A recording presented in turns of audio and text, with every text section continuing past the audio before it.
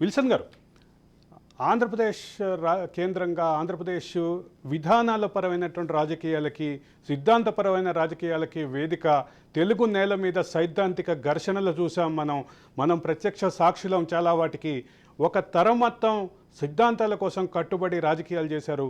అటువంటి రాజకీయ నేల మీద ఈరోజు విధానాలపైన, మేనిఫెస్టోలపైన, స్కీములపైన, పథకాలపైన, వీటన్నిటిపైన కాకుండా కేవలం ఈ కంకర్రాళ్ల చుట్టూ రాజకీయం తిరగటాన్ని ఎట్లా చూడాలి? అంటే ఇక్కడ రాళ్లపై ఒక చిన్న రాయి వేసారు అనేది ఇక్కడ తెలిసింది. కానీ ఒకసారి మాచర్ల సంఘటన చూసుకుంటే, మాచర్లో ఒక పెద్ద బొంగేసి కొట్టాడు.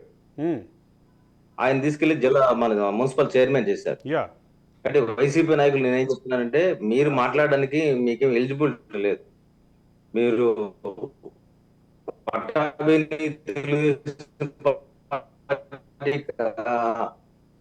వాళ్ళ ఇంటికి పోయి దాడి చేశారు, పార్టీ కార్యాలయం దాడి చేశారు. ఈ దాడులన్నిటి కూడా వయసు వాళ్ళు ఆవేశం చెప్పించారు.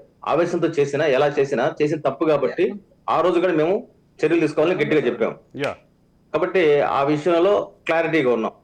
రాబోయే రోజుల్లో కూడా మేమంటామంటే, జగన్మోహన్ రెడ్డి గారే కాదు, ఎవరి మీద దాడి జరిగినా, అది చంద్రబాబు మీద జరిగినా, ఎవరి మీద జరిగినా తప్పే అంటాం, అందులో సందేహం లేదు. కాబట్టి ఇక్కడ మేము స్పష్టంగా చెప్పదలుచుకుంటే, ఎవరిగాడ ఇటువంటి హింసా రాజకీయాలని ప్రోత్సహించకూడదు. అదే సమయంలో ముఖ్యమంత్రి గారికి థ్రెట్ ఉంటుందని తెలుసు, అందుకే ఆయన చెట్లు కొట్టుకుంటా వెళ్ళాడు. ఆ చెట్లు కొట్టుకోవడం ద్వారా ఏమైంది? పర్యావరణం అది.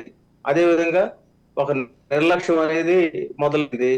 వీటన్నిటికి కారణం ఏంటంటే నిర్లక్ష్యం.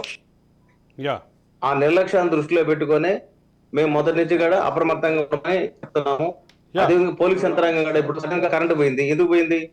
అది కూడా దానికి సమాధానం చెప్పు. సడన్ గా వాళ్ళంతా కింద కూర్చున్నారు. ఎందుకు కూర్చున్నారు?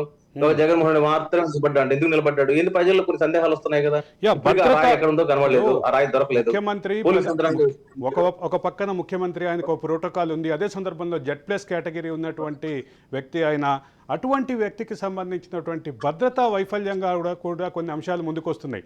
ముఖ్యంగా చుట్టూ ఉన్నటువంటి భద్రతా వలయం, భద్రతా సిబ్బంది ఏదైతే ఉన్నారో, అటాక్ జరగగానే వెంటనే అలర్ట్ అవ్వలేదు, ఆయన్ని కవర్ చేయలేదు, వాళ్ళ దగ్గర ఉండేటటువంటి మన ఎక్విప్మెంట్ తోటి ఆయన్ని పూర్తిగా కవర్ చేయలేదు అనేది ప్రధాన అంశం. అయితే టార్చులు, ముఖ్యంగా ఫోకస్ టార్చులు వేయలేదు అనేటటువంటిది ఇంకొక అంశంగా కనిపిస్తుంది.